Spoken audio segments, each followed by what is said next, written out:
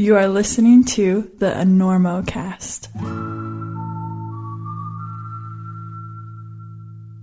To quote old headless Ned Stark, winter is coming, and you know what that means. Yes, it's time to unblock the number of that buddy who was still calling you to climb ice in June last summer and give in to your desire to scream and barf at the same time. Yes, ice climbing season is upon us, and though your fingers are destined to be both frozen and burning at the same time, your feet don't have to suffer so. Sportiva has a full line of big mountain boots, technical ice climbing boots, and boots that do nearly everything you'd want in the cold, cold mountains, short of apologizing for carrying you up there in the first place. So, if you must bash your feet against ice and snow, then check out Sportiva.com or your nearest high-end outdoor retailer for ridiculously well-made mountain boots. And remember, when you support Sportiva, you support the Enormocast.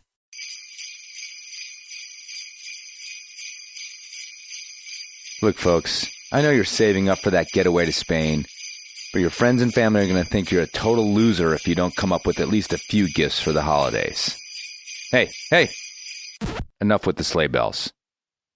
This year, maximize your gift-giving and holiday spending by supporting small businesses banging it out in the trenches. Entering Enormo at checkout gets you discounts at bonfirecoffee.com and peterwgilroy.com. And entering Enormocast gets you a deal at belayspecs.com. And what's more, you'll be helping out a business so small, it's just a 5'6", 140-pound guy sitting at his desk in his living room who may or may not be wearing pants. So happy holidays.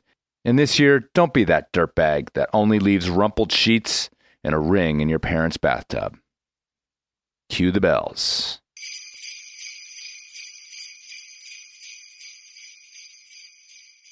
We gotta get Listen, where you playing in town? You playing here? We're doing the Enormo Dome, whatever it is. It's terrific. Oh, It's yeah, big big house. We place sold it outside out. of town. That's a Very big nice. place. You sold What's it that, out. 20,000 seats? We really should.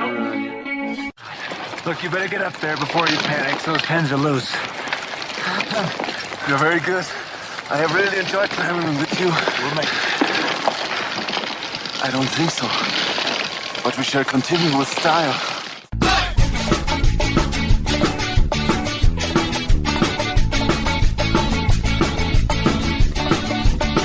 Good weather, bad weather. Now or later, anytime for climbing. Today's show is brought to you by Black Diamond Equipment, with support from Maxim Ropes. And the fine folks at La Sportiva. And now back to the show.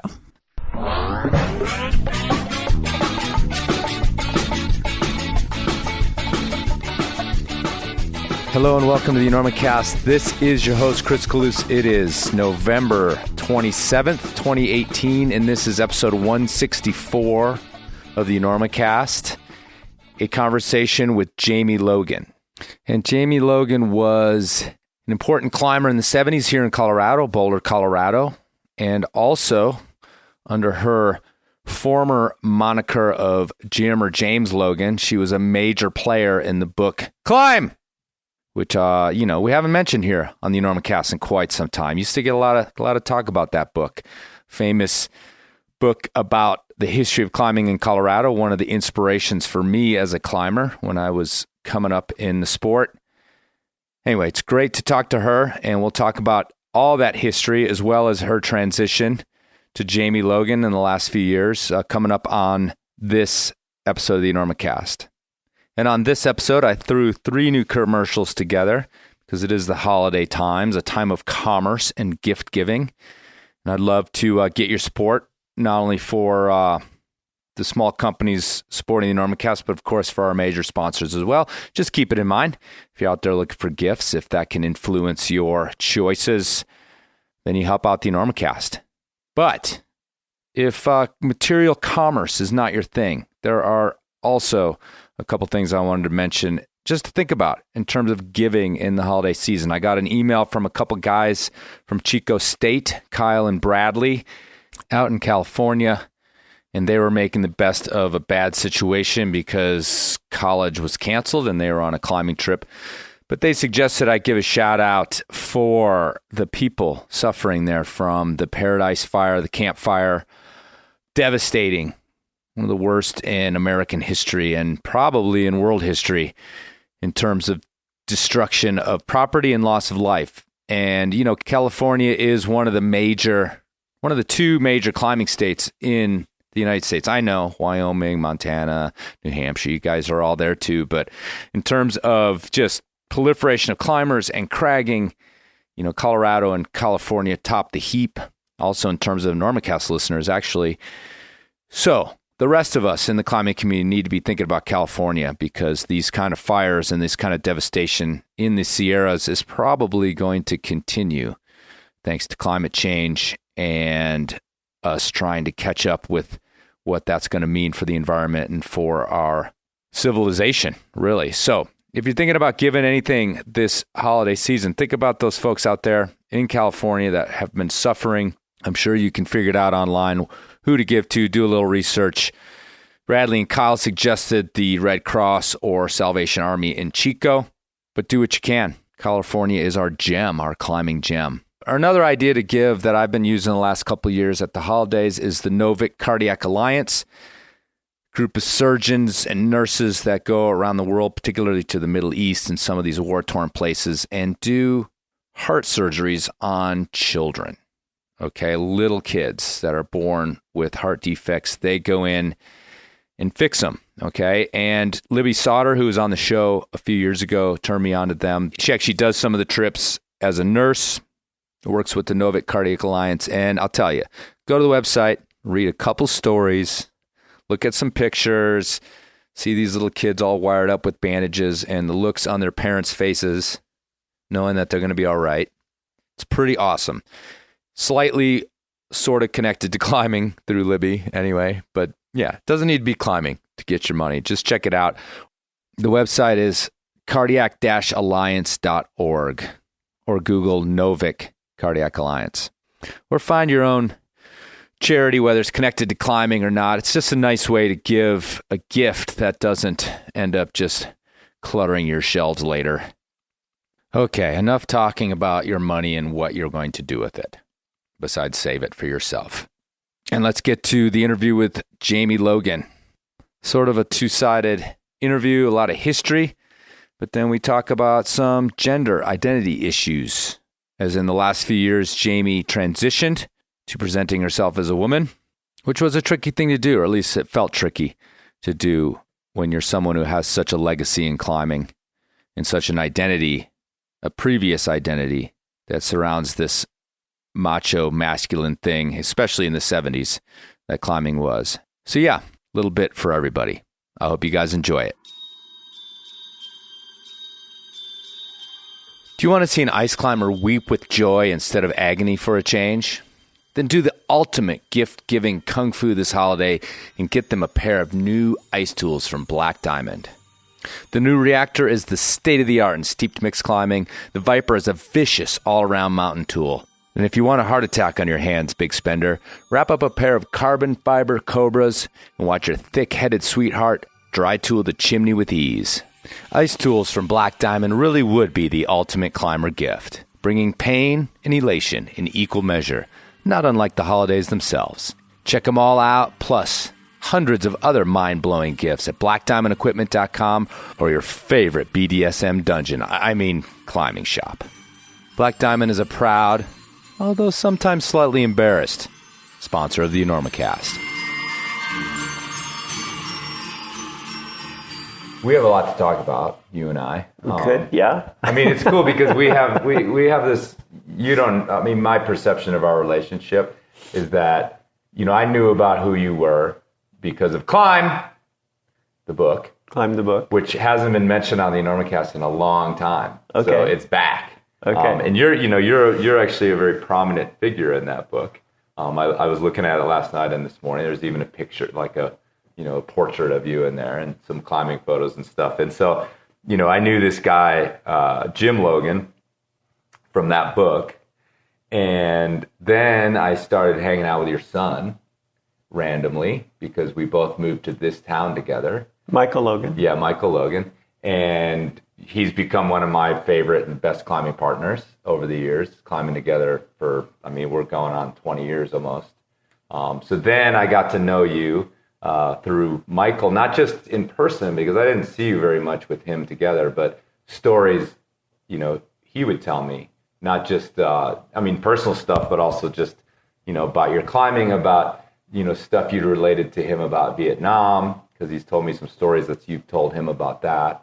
And then, along with everybody else in the climbing community, now I know you as Jamie Logan. So, kind of a wild arc through this figure, this legend.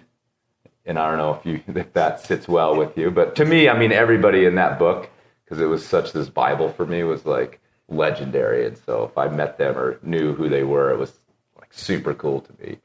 But it's funny because in my mind, then your legend status actually sort of, then you just became this person. And that happens anytime you meet, like, I wouldn't necessarily say hero, but you meet someone like that. So anyway, that's just kind of the preface of the way I've been thinking about, like, wow, this has been kind of a long and, interesting relationship that I've had with you. And I don't know where you want to start in any of those parts of this whole thing, but You're the boss. I'm the boss. Where do you want to start? Yeah, well, I actually was thinking about this morning. Are you from Boulder? Is that like hometown, birth all the way from the early days? Because in my mind, Boulder is a big part of who you were as a climber anyway, back in the day. So I grew up in West Texas, and I climbed trees and fences and road cuts and stuff. And but I really wanted to get to the mountains. And so then when I was in high school, I got to go to a private high school in Colorado Springs for a year and a half. And then I went to Boulder to go to school. And then I flunked out because I was climbing all the time. Right. And I've lived in Boulder ever since. So I came to Boulder in 1965. Nice. So that's like, it's so funny because it's such an archetypal story. Even if you go back and listen to the Enormocast, we've had Texas, Oklahoma, Texas. Oklahoma and Texas kids climbing fences, climbing trees, flunking out of school. Bridges. Yeah, in Boulder. Anything that goes up, we would climb it. Yeah. It's that's funny all we had. The whole like going to whether it's CU or, somewhere else and then flunking out because you're climbing too much. That's also like a whole generation of Boulder climbers sort of like all year after year just flunking out at CU or wherever it is. That's pretty awesome. So 1965, let's put a little context in what was going on in climbing at that point, do you think? Well, when I think back on it, I think of Leighton and Dougal Haston being on the Eiger, on the direct route on the Eiger where John Harlan died. The El Cap routes were being done. There was this our total heroes were Royal and Yvonne and Chuck Pratt, and of course Leighton being in Boulder. And Leighton was only 10 years older than me, but somehow he seemed like a Greek god or something. Right. But like a crazy one.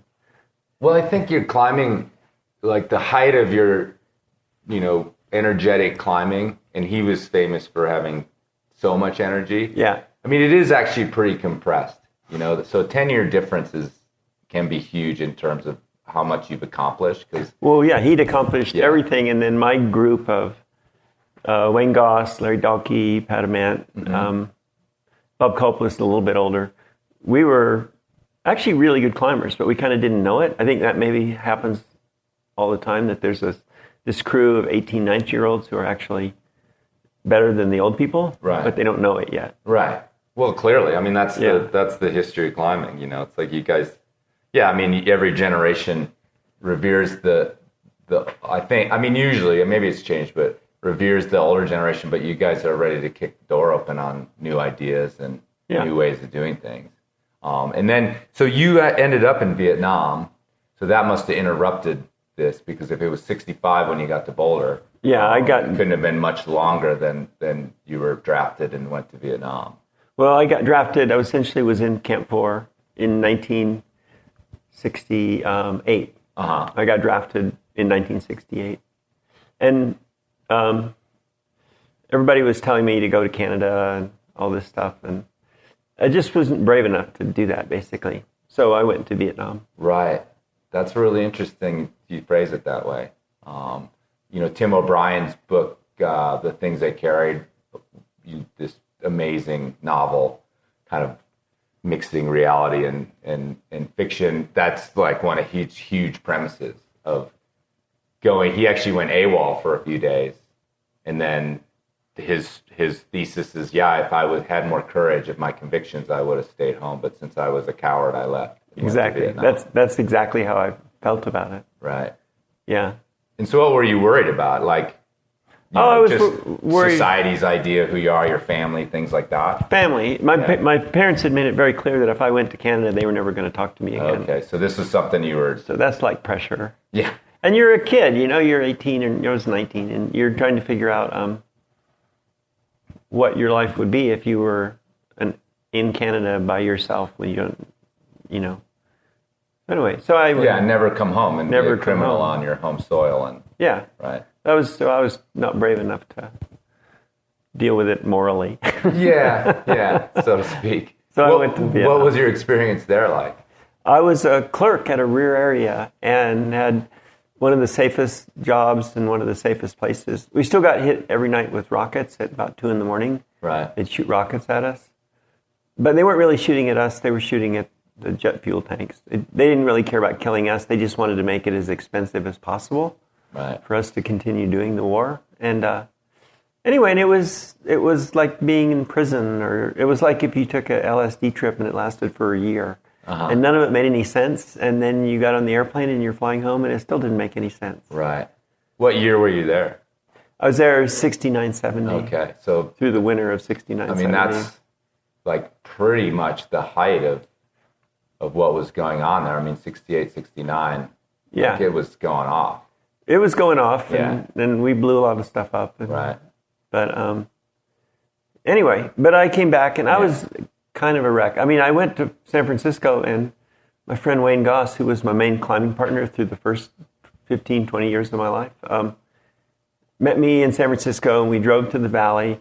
And I hadn't climbed. I'd been in Vietnam, and I hadn't climbed for a year. And we immediately went up on a new route on the El Cap. And I felt really bad about it later because I didn't kind of realize that this was Kim Schmidt's and Bridwell's route. It was the Aquarian. Okay. And then we were up there, and I led some pitch that they'd done with modern stuff from 1971, not stuff from I had stuff from 1969, and aid was changing. So I nailed the section with the tips of pins that were in a 1/4 inch, where I'd put like 4 pins in and then tie the whole mess off and then stand up on it and then do it again. And then I just started crying. I'm just like, I don't want to be here. I can't do this. We were 6, 7 pitches up, and I'm like, I just said to Wayne, this is not our route. This is Jim's route and Kim's route, and I don't want to be here, and I need to go away. Right. And we wrapped off and went. And I went back to Texas and was pretty upset. I didn't want to be an American anymore. I was going to go to Canada then for sure, and I bought a truck. So out of like protest, in a sense. No, I just didn't want to have anything to do with this country. Right. I was just like, what are we doing going over here and killing all these people? Right. It's for no point. And everybody in the war was 19 and mostly poor. Like half the people in the war were black, which is not half the people in the country.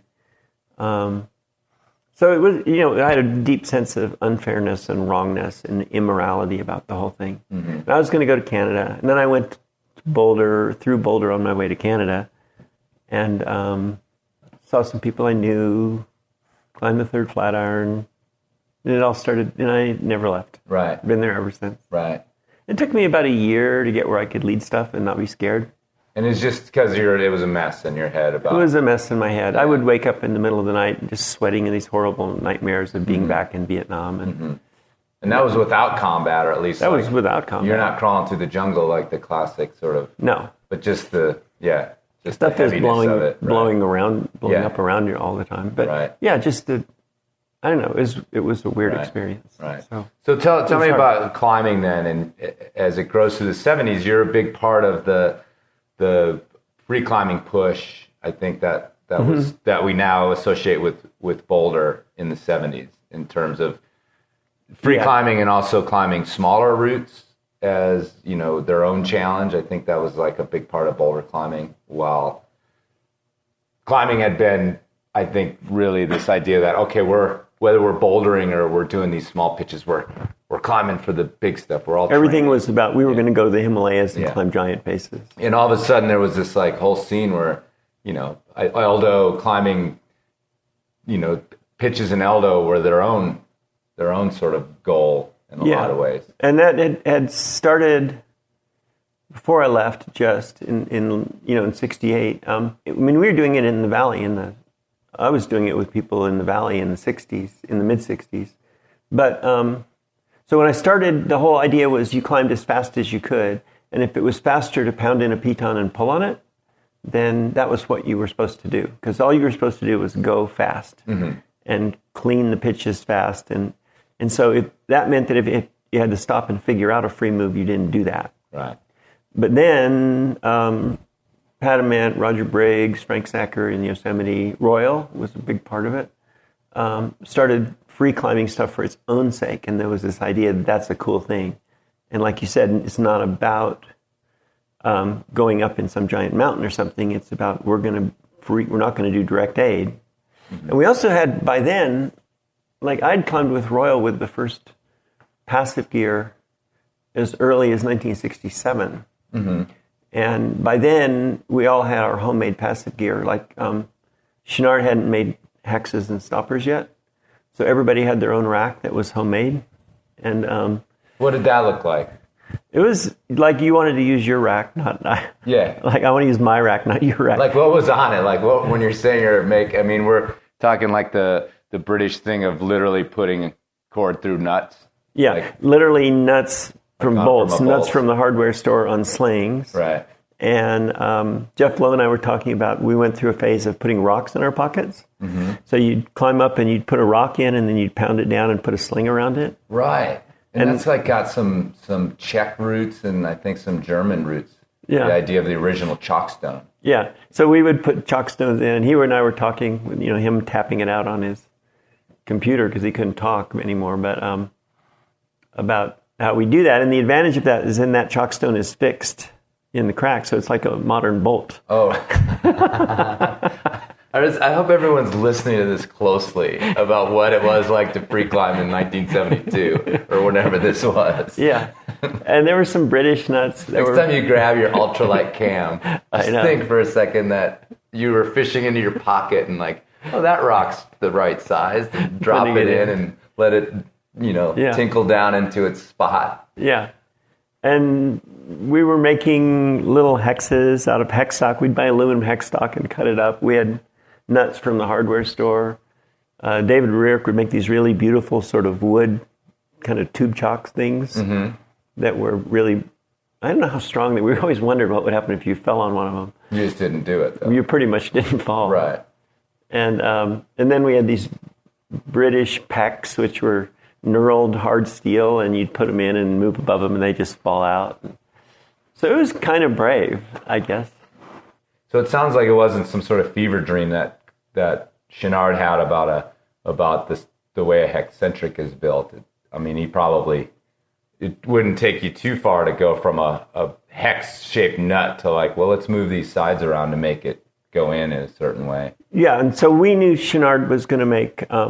We had a stopper then. It was called a Moac, and it was big, and it was a great piece of gear, a Moac from Britain with a big sling through it.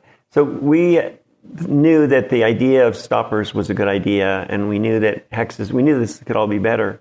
And I think we also knew, I was involved in making gear too, we all knew that Chenard was going to do it better eventually. Right. So we were waiting for Yvon to come out with the stuff. Right. Which he finally did. I'd look back at the old catalogs and see, but I think by 72 maybe, or 71, 72, he had a full set of stoppers and hexes, and then that sort of took over. Right. But we were free climbing pretty hard. The grades, when I left, the hardest grade in the country was 510. When you left for Vietnam. When I left for Vietnam. When I came back, we had a new grade called 511. Nice. And I was like, well, I couldn't do that. I could barely do 510. Right. And then it's like, oh, wait, I can climb 511 also. And so we didn't realize that a lot of our 5.9s that are now graded, 11BR. Right. That's what we thought was hard 5.9. Yeah, the 5.9 grade, it was people kind of don't get it, but 5'9" mathematically is a larger number than 5'10". 5'10" Exactly. mathematically is a sort of fake number because the 0 doesn't mean anything. And so you guys got stuck at 5'9". We were stuck at 5'9". For a while. Because there were a lot of mathmaticians that were climbers, and they're like, no. Yeah. That's the biggest number you can have of the fives. Right. So anyway, but then they just threw that out because it just obviously we stopped clearly making sense. Yeah. needed a new grade. Yeah. Because hard 5'9" was kind of all encompassing. Yeah, there was exactly. So. And that's and we'll maybe talk about this when we get to the Emperor Face, but that was also the big mountain.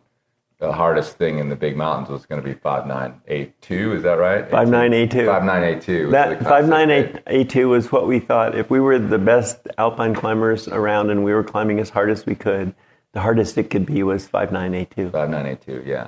And there were no ice grades or mixed grades or anything. Right. That was just it was effective language because everybody knew what that meant. It meant like, be careful up there. It meant like George Lowe almost died up there, Right. and then he came down and said it was 5'9", 'A2". Right on. So that was in your aspirations as well.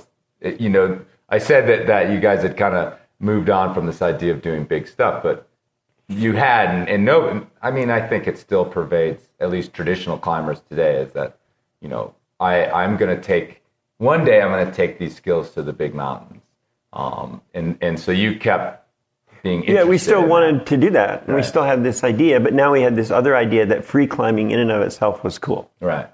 And so I was on the South A in 1971, and I lowered out on the Enduro pitch, which is this incredibly beautiful corner. The left wall just sweeps away from you without an imperfection. And I was aiding it, and I said to my partner, this is a free climb. This will go free. And he's like, no. And I said, lower me out. And I had my big Robin shoes on and a giant rack of steel pitons and hexes and stuff. So he lowered me out about 15 feet, and I free climbed back up that pitch, Right. which is now 12B. Yeah. And I'm like, yes, somebody will do this. Is a free climb. Right. Somebody will free climb this someday. Yeah. And it's wild because it just takes these incremental moments of vision like that. Yeah. And then it was, you said it was 71. Yeah. Yeah. So 8 years later, it was when Max and Mark were up there. We're up there. And really did a serious effort on it. And he led that pitch. Yeah. Yeah. Yeah. Onside of it. On side of that pitch. Yeah. Which is pretty amazing. Yeah. But I mean, in climbing though, especially as accelerated as things were then, 8 years is a massive amount of sort of jumps Especially and ideas and then, what it can do. Yeah. Yeah, it was changing. And the equipment was So getting fast. better. Shoes Yeah. were getting better. I mean, when I did the nose in 1968, it was with a hip belay and a piece of sling wrapped around my waist because we Right. didn't have harnesses. And so by the time I came back, there were harnesses and there were belay devices. And I was like, oh, this is like better stuff now. Right. And a lot of that was picked up in those intervening years in Europe Yeah. by certain climbers like Robbins and people like that. Royal was really good about going back and forth from Europe to the U.S. and bringing stuff back. Right. And then saying, oh, look, Look at Jumar. we can use this. Yeah. And stuff like This that. beats the hell out of a press stick or whatever. Or, hey, this Yeah. has leg loops. Leg loops were a big. Yeah. Leg loops really help. It's not It's going to like- destroy your kidneys every time Yeah. you fall. Well, also, if you fall and you're hanging in space, you're not just going to not be able to breathe. You actually can sit there in your leg loops. So Right. that would be a good thing. No, I mean, it's fun to have for climbers of my generation and younger to have these thought experiments about what it would be like. And I think every once in a while somebody climbs something with a Swami on just for like old-timey sake. But nobody's out there like, I want to see what it's like to take a 30-footer on this Swami. Yeah. That's a thing of the past. Or to catch a 30-footer on a hip belay. Right. Yeah. That's So, a thing. Yeah. Yeah. The dynamic, like, I don't know. Well, the other thing that happened in the early 70s. Show me your hand scars. Let's see. Like, Yeah, they're bad. It's all just scar.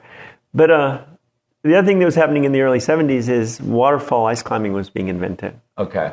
So we had free climbing was starting to happen where people were saying, Backer was free climbing everything out there. Well, so John Long, Bridwell. But at the same time, Jeff Lowe and Mike Weiss and other people were inventing waterfall climbing. basically, because an ice axe used to have a pick that wasn't bent down. Mm-hmm. But then there was stuff, once again, coming out of Scotland, these horrible tools called pterodactyls that just, your hands would just be bloody after a day of using them. But they worked, and so that was fun, too, to start realizing that you could climb ice the same way you could climb rock. Mm-hmm. You could climb vertical ice. So, and so I started doing some alpine climbing. I went to Europe and climbed the Eiger, and that was the second American ascent. Oh, I put my first. Where'd you climb that with? With Bob Wade from Aspen. Okay. Yeah. And we did everything wrong you could do, but still had a good climb, and put my first ice screw in on the Eiger. What do you mean you did everything wrong? Oh, Give me an idea what that means. Well, we went there because doing everything wrong up to that point on the Eiger North Face got you killed.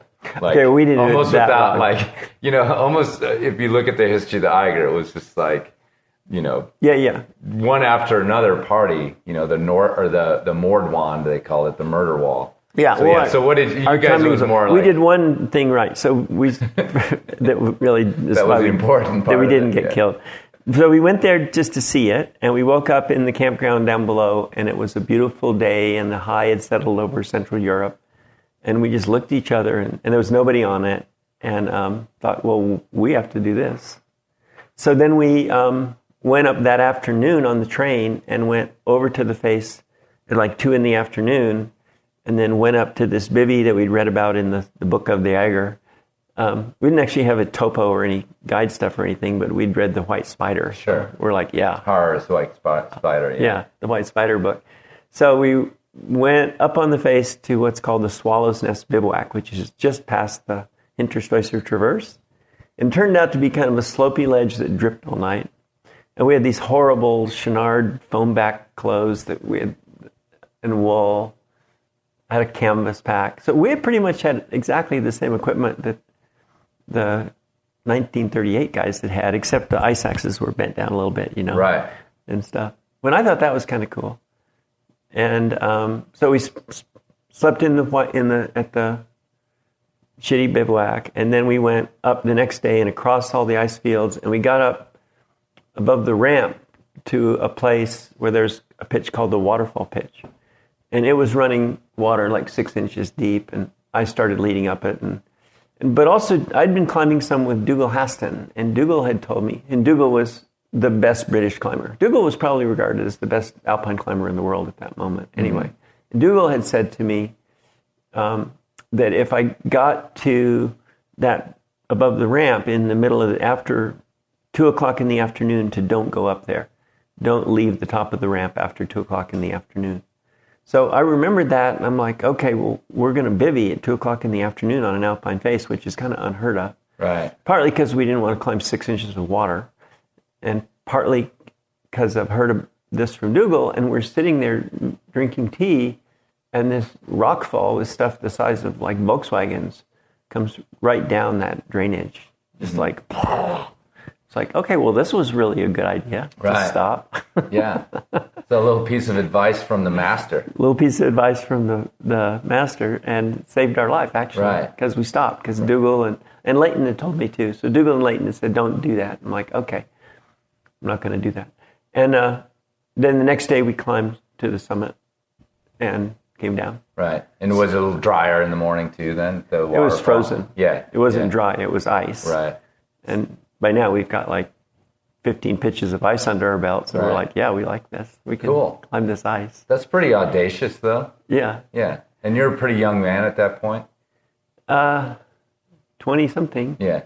Well, the 20s. Yeah, 20s. That's when it all gets done. So we climbed the Eiger and came back. And then actually right after that, I went up into Canada with Mike Weiss and some other people.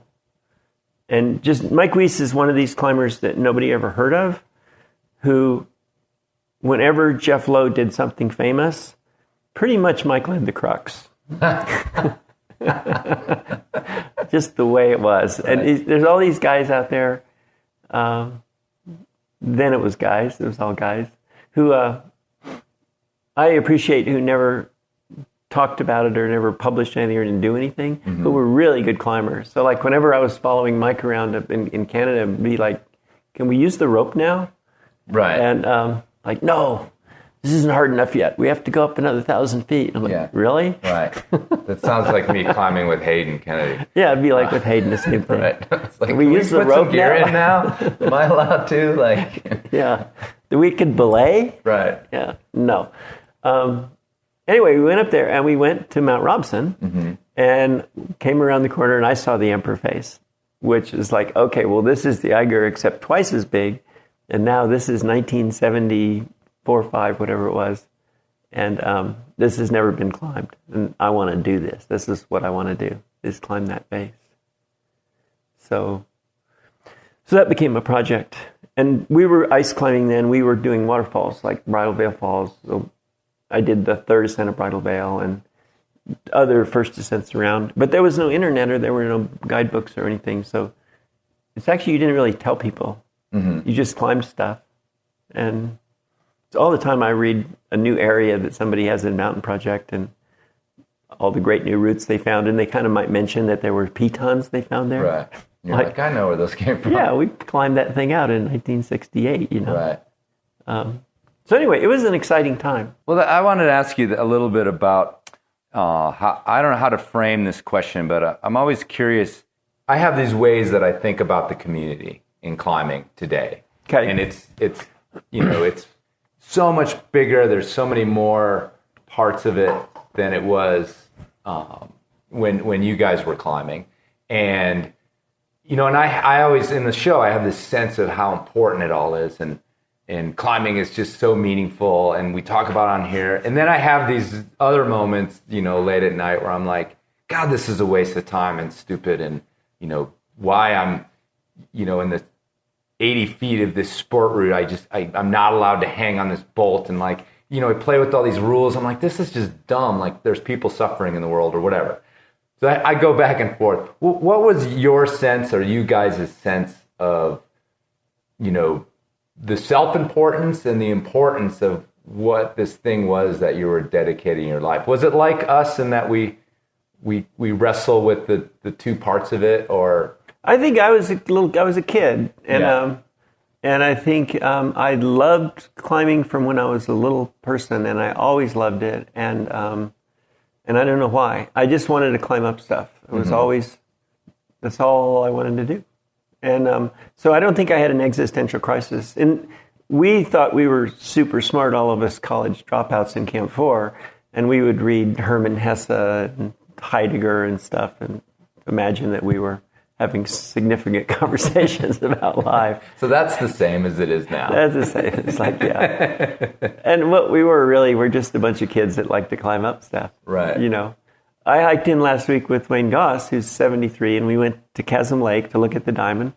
I'd wanted to climb it again, and Wayne was going to climb it with me, and it didn't happen through a series of things, but we were standing there looking at it, and Wayne did more first ascents than I did, but I did some and up there, and we were looking at it, and I said, we were just kids.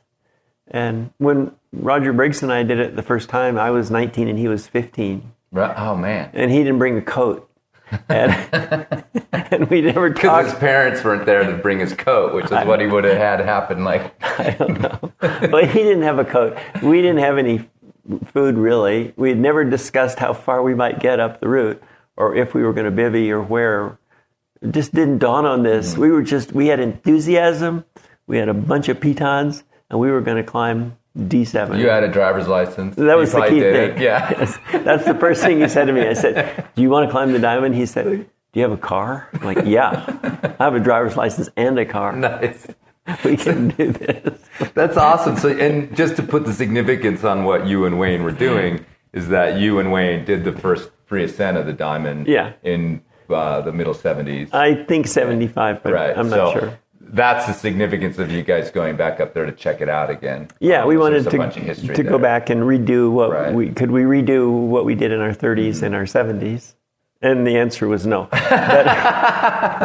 Yeah, you know it happened. Like, whatever. But no, but I was there and I was looking at it. I was like, we really were just kids. Sure. Yeah. I mean, it was, without much of a clue. Right. You know. Super cool. Well, let me ask you. Let's recount a little bit about Mount Robson, and maybe use that to kind of move on out of that part of your climbing, and probably do a little fast forward to now.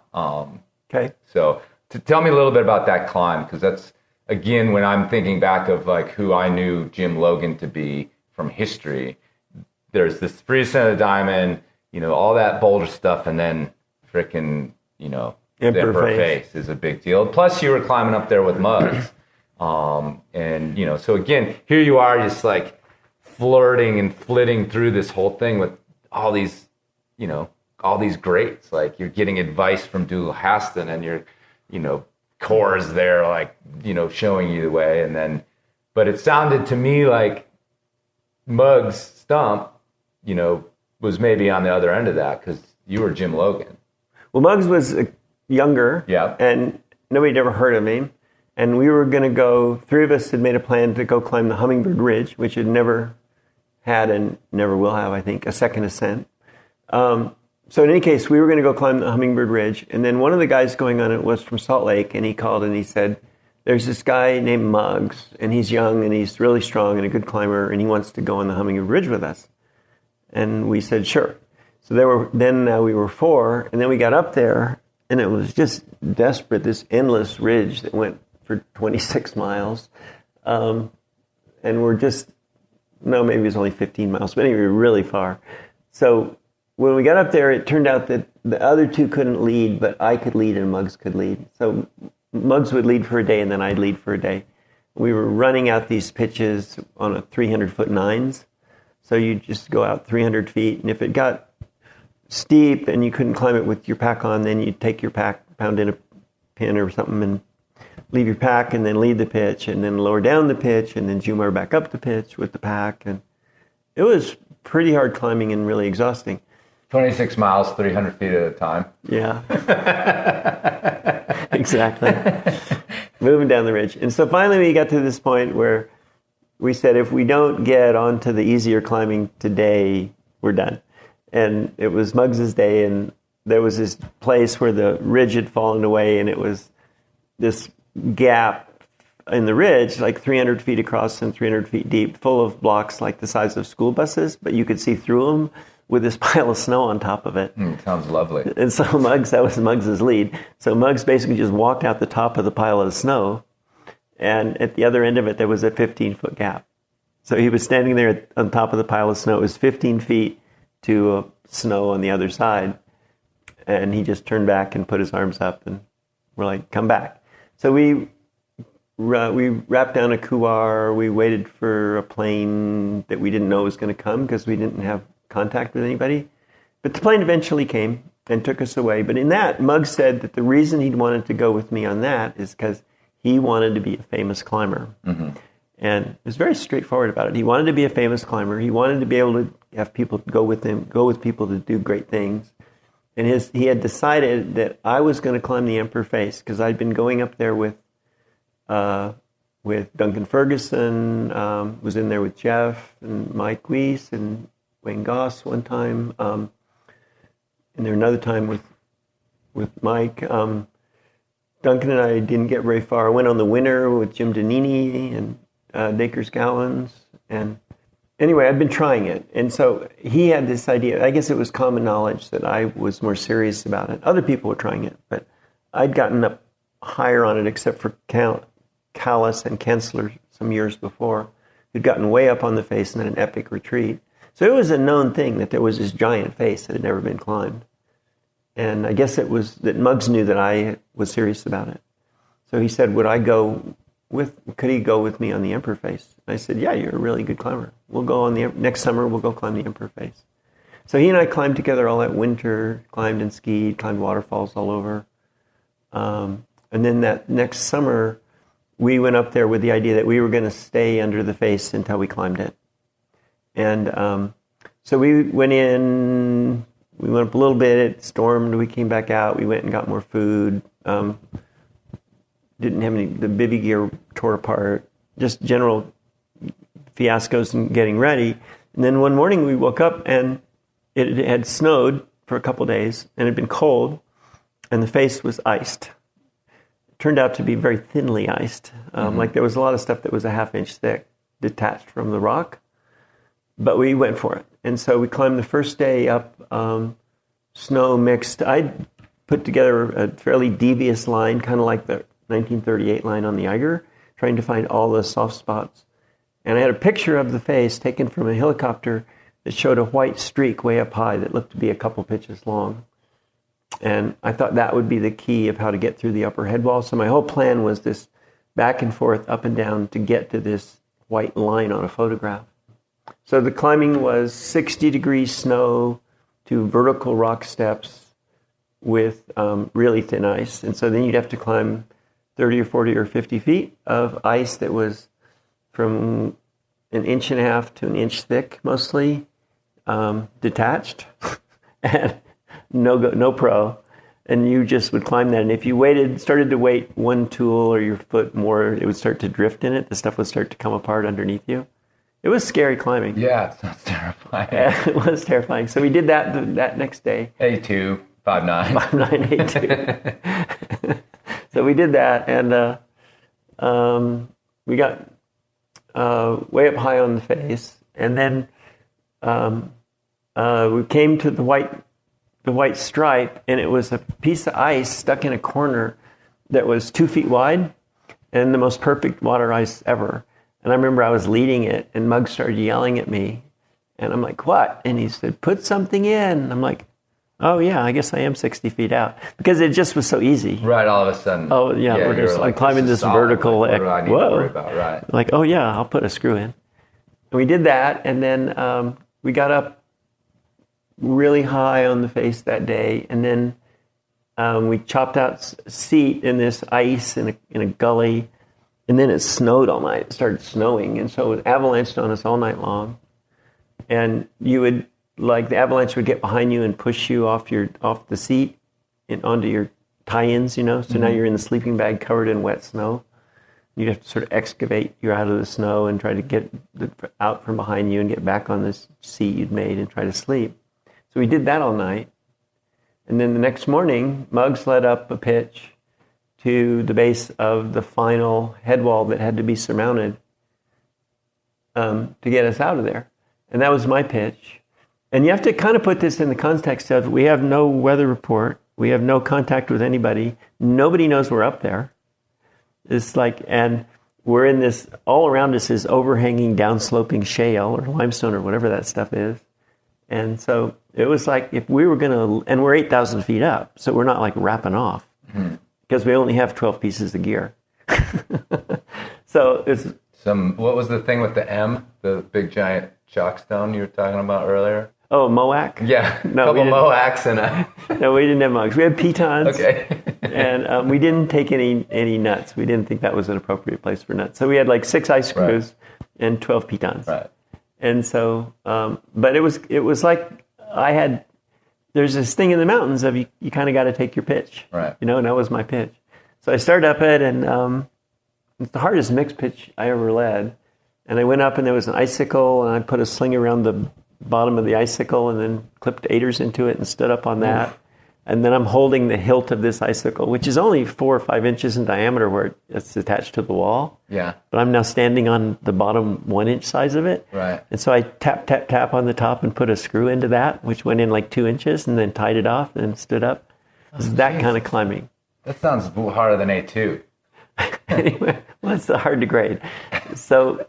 And then I got a good 1 inch angle in, and I lowered off the pitch and back cleaned everything because I needed all my other pieces of gear, and started back up it. And I think I was on the pitch for about maybe 6 hours or maybe longer.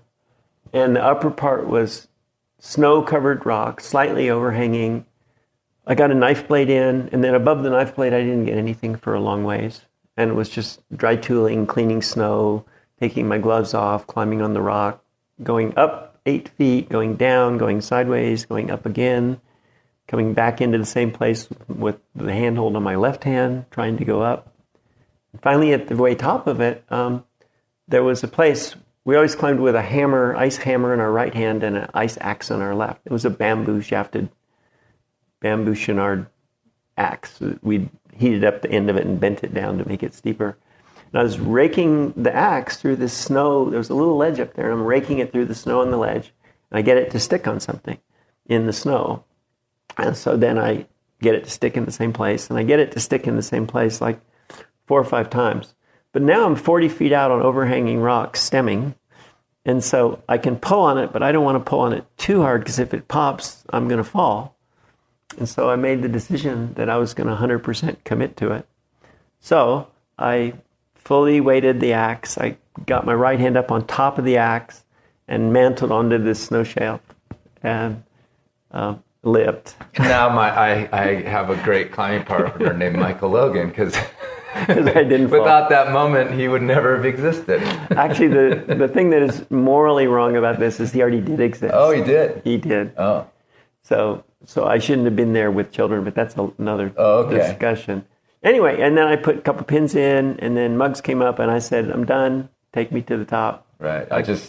Mentally, it's like there's nothing left in the well. Nothing left in the well. I think I can climb the rope if you can get it to go up. And he rolled over at the top right there and up and had to tunnel through a cornice and stuff. And then on that ridge that night, lying in my soaking wet down bag, shivering with no food or water, kind of thinking about it, I thought, that was pretty close. I thought, you have to decide if you're going to keep doing this kind of stuff because you almost died. I mean, I think if I'd fallen, Muggs and I would have died because, I think falling 40 feet onto a knife blade in that situation, probably with crampons on.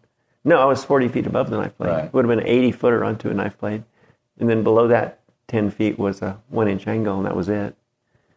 And when I pulled the pack, when I hauled the pack, it swung out about 15 feet. So the pitch overhung 15 feet in a rope length. It was pretty hard climbing. And then it got reclimbed later, 28 years later. Steve House climbed into it not knowing it was the original line. And then they were bummed because they were doing a second ascent instead of a first ascent. And then I was really excited because I wanted to know how hard it was. Right. And so... Did they find the ice?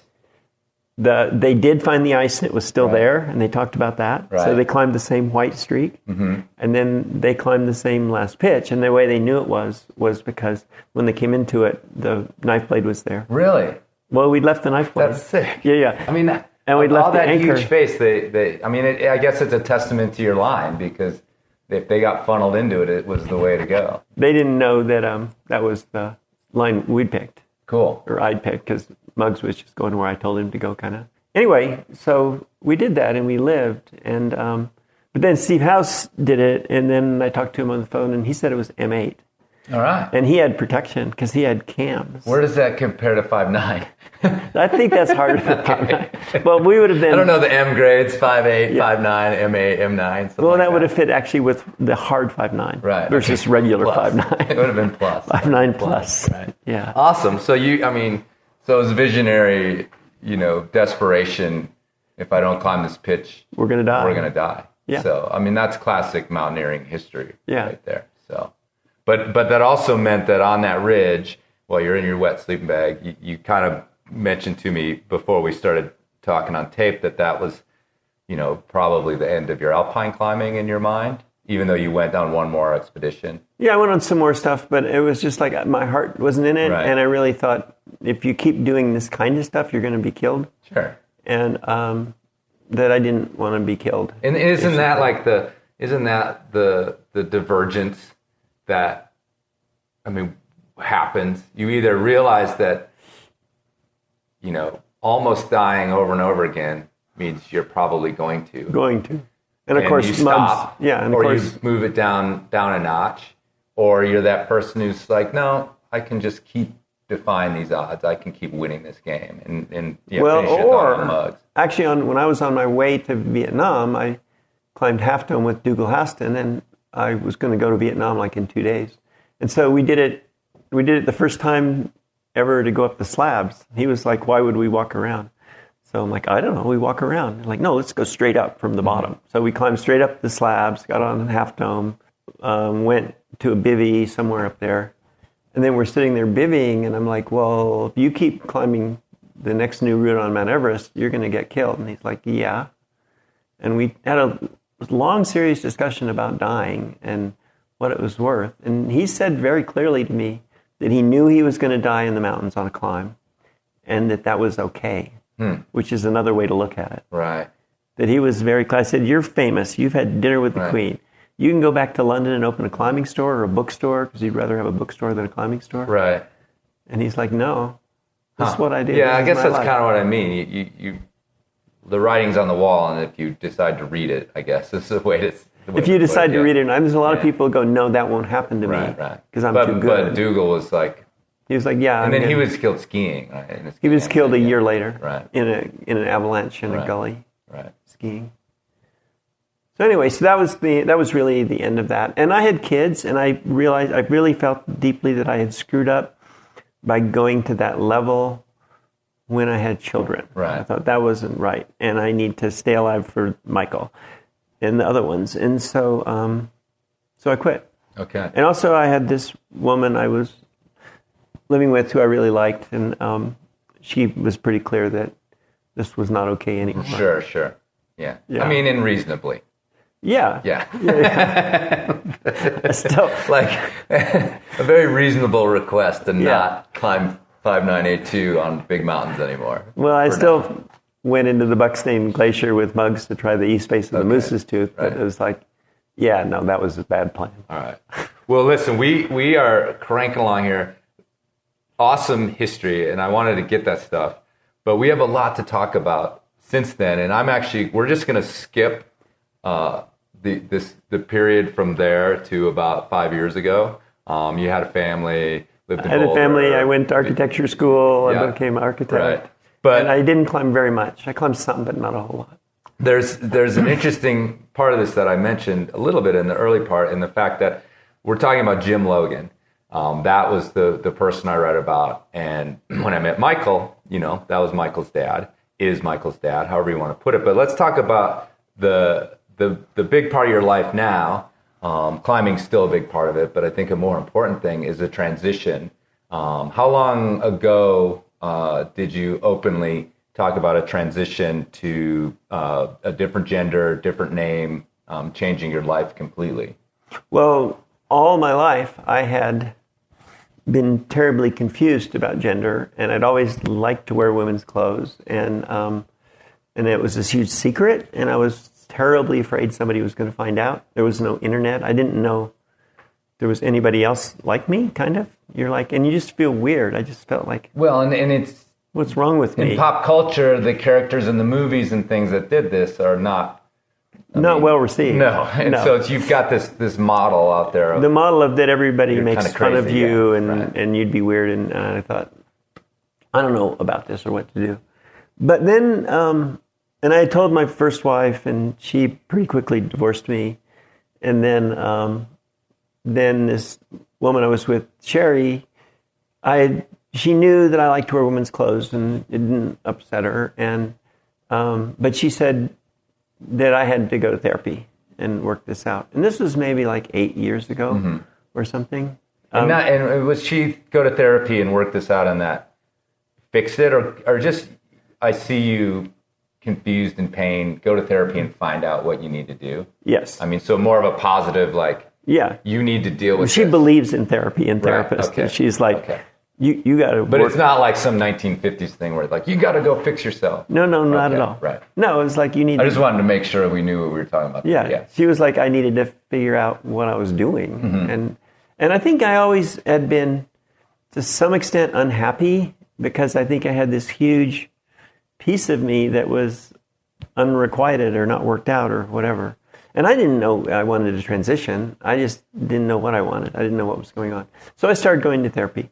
And over the course of the therapy, it was like little steps, like figuring out that regardless, I didn't want to have a beard. So going through thousands of dollars and hours of pain to do electrolysis to get rid of my beard. And so I was kind of gradually going into it, and I was going out wearing women's clothes more and more. And so this is like the first public, I'm in the world. I'm in the not world. behind doors. Really right? terrifying. God, it must have been. Really terrifying to wear women's clothes and go to Whole Foods. And anyway, it was really hard. But over the course of some years of therapy and stuff, I decided that I would be a happier person if I was, the way I like to put it is, I wanted to be the same person every day. I wanted to wake up and be the same person. I didn't want to look in my closet and see like 1 foot of women's clothes and 10 feet of men's clothes and not know what I want to do and want to wear the women's clothes, but I can't go to construction wearing a dress. Right, you're an architect. Yeah. But now I go to construction wearing a dress. But so anyway, I decided I wanted to transition full time and take hormones and do it. And that was really hard for my wife. And so she went to a lot of therapy. At one point, actually, she asked me to leave, and I actually came up here to Carbondale and stayed for a while. And then I moved back into the basement, and then we sort of, it was really hard. And so I had a therapist, she had a therapist, and then the marriage had a therapist. And eventually we worked through it. It was expensive. Yeah. It's not as expensive as getting a divorce. Okay. So we did that, and I was on the board of the American Alpine Club, and at some point I said, okay, well, I'm going to the annual dinner in Femme. Okay. And so I paid for a table so I could control my space. Right. And some of my girlfriends helped me get dressed, and so at this point, there's a bunch of everybody in the climbing community gradually had found out and knew. I'm sort of leaving out when I had to come out to my kids, to Michael, to everybody, and how you don't want to screw up your kids. So that was pretty terrifying.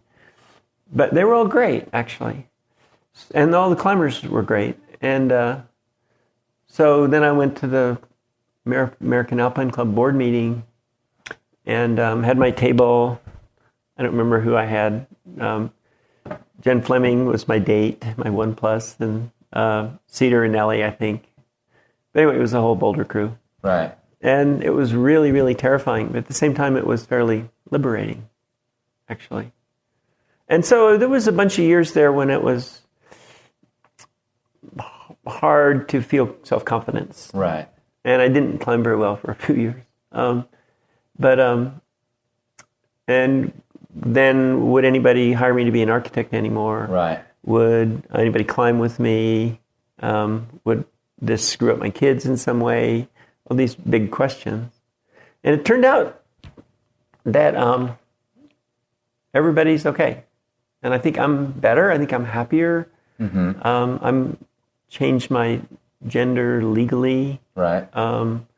Your name's changed. My name's changed. Yeah. And recently I've kind of become a little bit of a spokesperson for the transgender community, which I think is okay, because I think I present a role model to weird kids. You know, I was a weird kid. To weird kids, that you can be yourself and it's okay. Right. You can have a life. And I feel like I have a wonderful life. And I have really good clients. I design all the movement climbing gyms. Well, a cool thing too is that, and maybe I put you on a pedestal in climbing, what we just talked about for 40 minutes. But you had an extraordinary life with family, with this amazing climbing career, all these incredible experiences.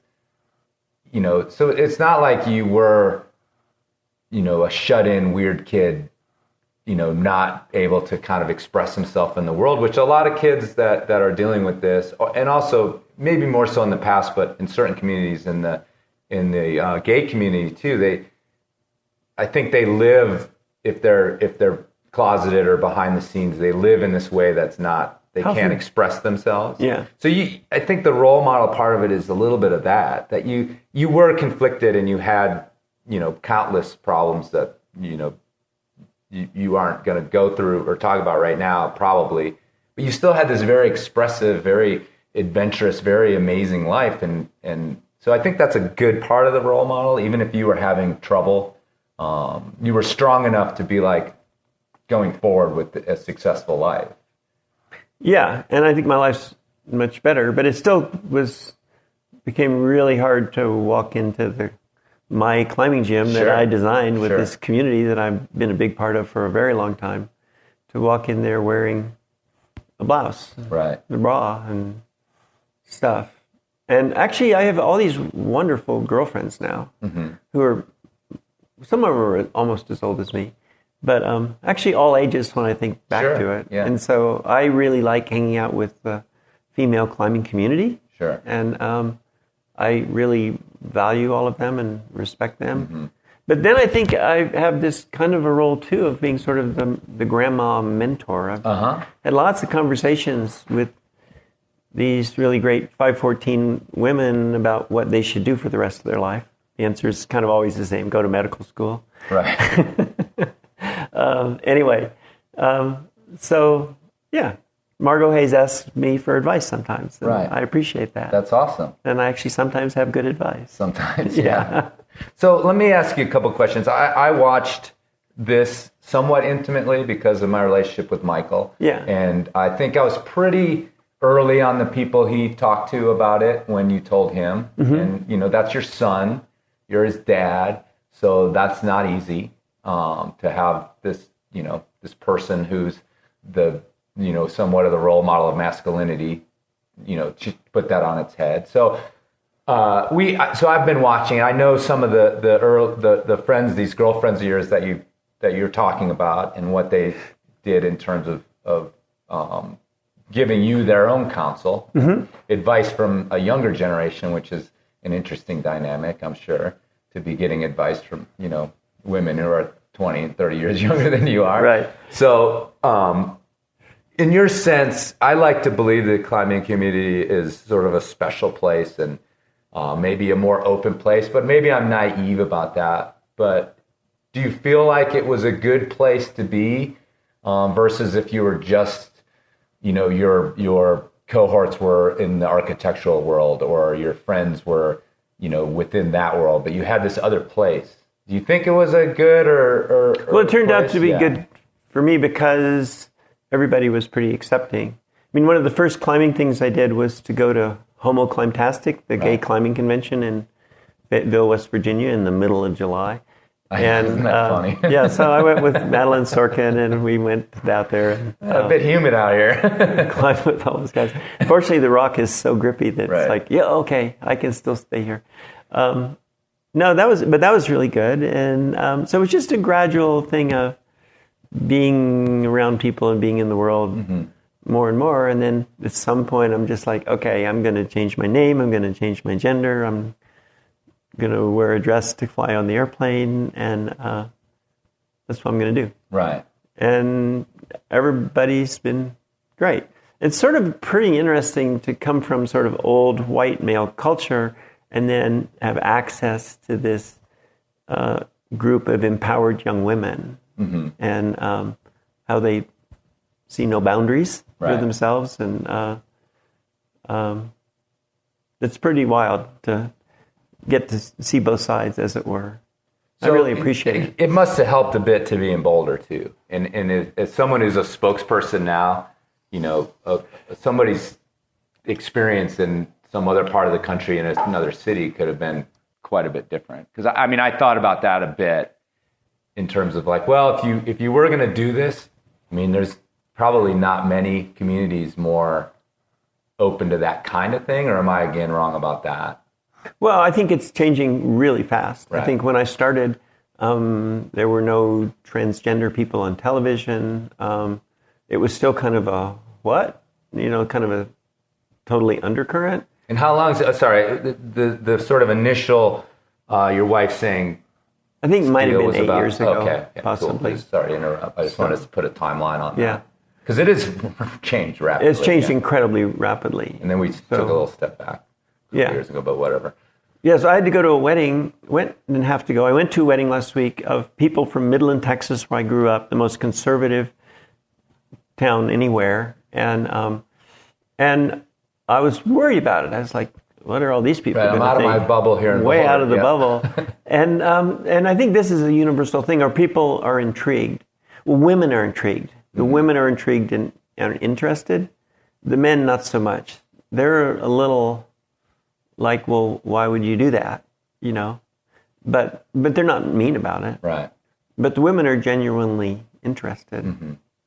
So it was okay. It was like the worst possible thing. So I think, but you still have some huge percentage of the homeless kids in the country are gay and transsexual who've been kicked out of their homes by their parents. Right. So there's still a big deal nationally.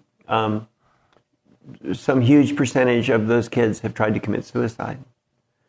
So, so I guess I don't mind being public. I think it's good because I want to say, no, you don't commit suicide. Yeah. Just keep plugging. Yeah. It'll be okay. Yeah. And you may have to move to New York or Boulder or someplace. Right. But you'll find your tribe. Yeah, I listened going. to the Savage Love podcast. It was one of the early podcasts that I really got into with Dan Savage. And I mean, that's always just like, he gets the call from the kid in the Midwest.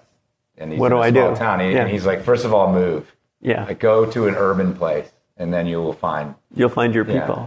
And again, I think about Boulder as just, it's not New York City, but it's pretty progressive and pretty open and a nice place to be.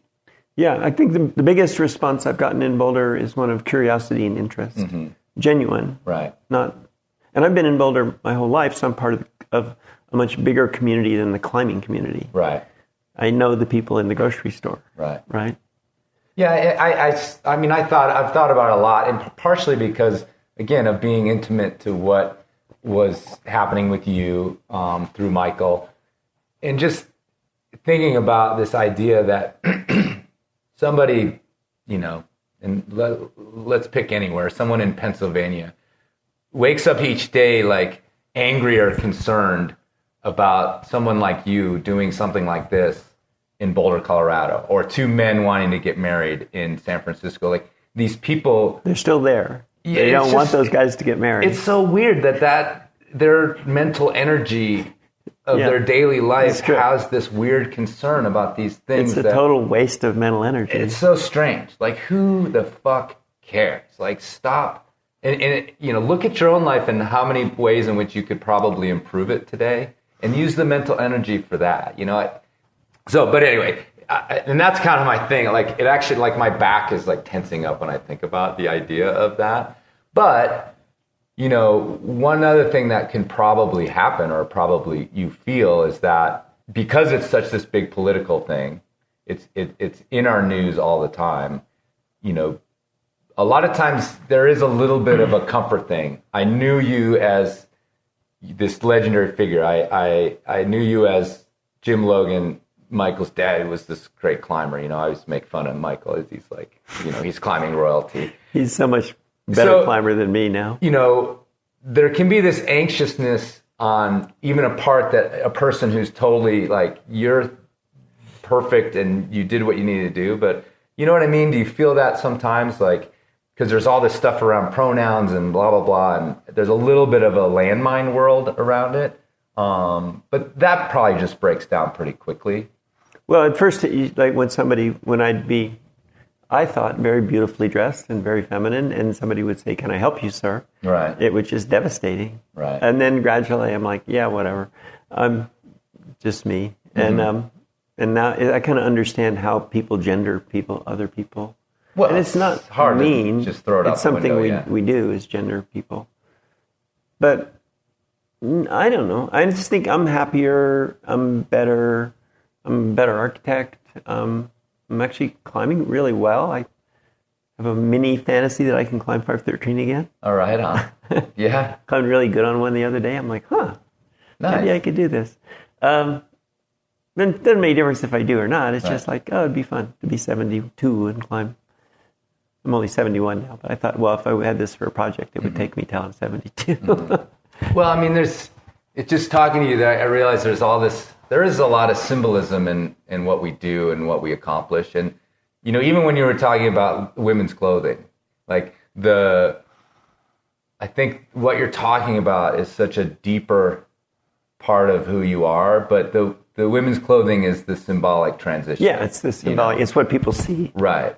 And makeup. But obviously we're talking about this thing inside of you that was, it was much always deeper than what you were wearing. Yeah, it was always there. And I always had a deep lack of understanding about women. They were always very terrifying and curious to me. Oh, well, welcome to the club, I know. But now, see, I get to go to happy hour and talk about stuff, and I'm learning. I'm learning a lot, which is pretty fun, actually, and understanding more about, like the super huge comment my wife will say to me when I'm doing something wrong or that she doesn't like. It's like, that's really masculine. I'm like, sorry. So you can take shit about it too. Then you're okay with that. Oh yeah. Okay, great. Yeah. So what would you just said like this being the spokesperson becomes a part of your life to the the weird kids.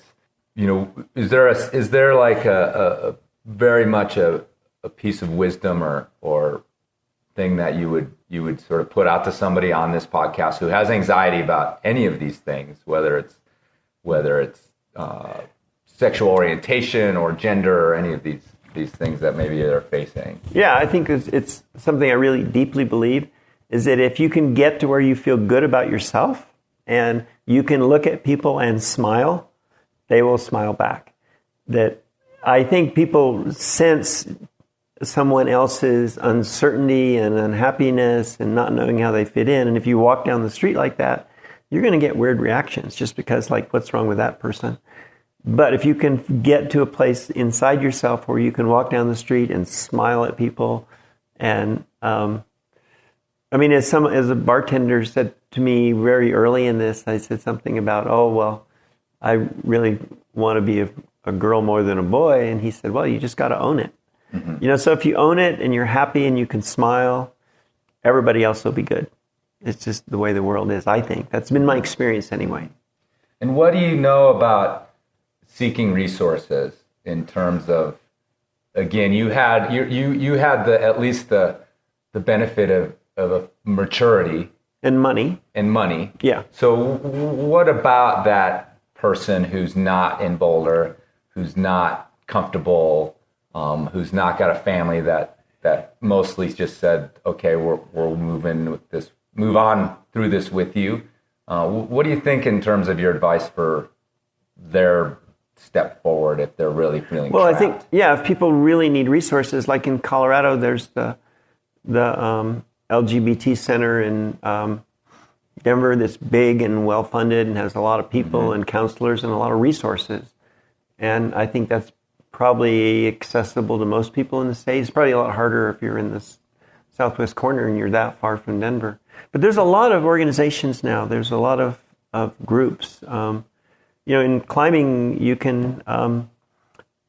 There's gay climbing clubs in New York, but still all over. So I think that the internet has profoundly changed all this because I think anybody should have the ability to go on the internet and find resources. Right. Basically. Yeah. So there's a lot of people working on this. Less isolation. Yeah, less isolation. It's one small positive of the internet. It's a big positive of the internet. Cesspool of crap. When you're in a minority population and you want to look out and you want to find brown girls to climb with because you're a brown girl, you can Google brown girls climb, and there you go.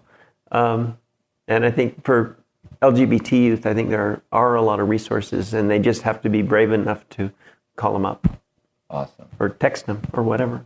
So last question, because you got to go. You actually have a presentation on this stuff in a few minutes because we're at the No Man's Land Film Festival, which again, you have this like wild both sides of the coin, even in terms of perspective being here. What's your kind of feeling about your climbing legacy? As I'm putting you on a pedestal as one of the Boulder royalty. Well, I never tried to have a legacy, but I guess I knew I wanted to climb the Emperor Face for a legacy. Right. Mostly when I was really young, I was just massively excited about it. And so when somebody said, "Do you want to climb the first free ascent of the Crack of Fear with Chris Fredericks. I'm like, yeah, I want to do that. And so I just always wanted to do it. That's from Climb. That's from Climb. Yeah, you were inside of it, supposedly. I was pretty back in there. I was skinny. But, I just always had this wild amount of enthusiasm, and it had nothing to do with gender. I just loved climbing up stuff. And when somebody said, do you want to lead? I was always like, yeah. And I don't think I knew how good I was. I didn't realize that Royal Robbins was giving me the lead, and that Dougal Haston was having me lead a pitch because he didn't want to lead it. Oh, right on. Or that Jim Bridwell was like, when we were doing ice climbing, I was up with Jim Bridwell and a bunch of the Valley guys were in California, we in Colorado then. Anyway, they were like, well, Logan, you lead this pitch.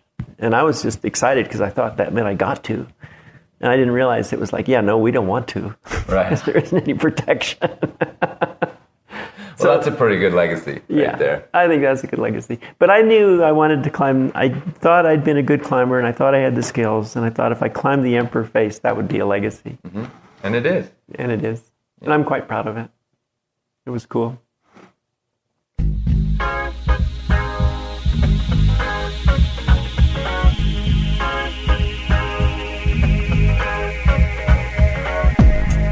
All right, folks, thanks for listening, and thanks to Jamie, an old friend, for sitting down. And I'm glad to hear that she found the climbing community to be open and willing to accept her. That makes me feel good. I can continue to live in this naive bubble where I think that the climbing community's kind of like Disneyland, only everybody has better abs. Much better abs. And as you're escaping the holiday fray out of doors, or maybe even indoors at the gym, keep your wits about you.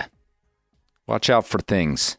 Watch out for each other, particularly this time of year, and make sure everybody's doing okay out there. Not just climbing, but, just in general.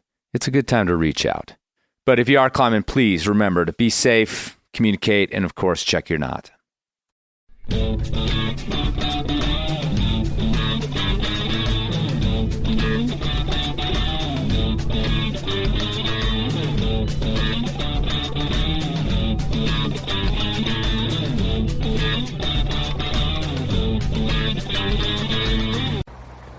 Come far, pilgrim. Feels like far. Were it worth the trouble? What trouble?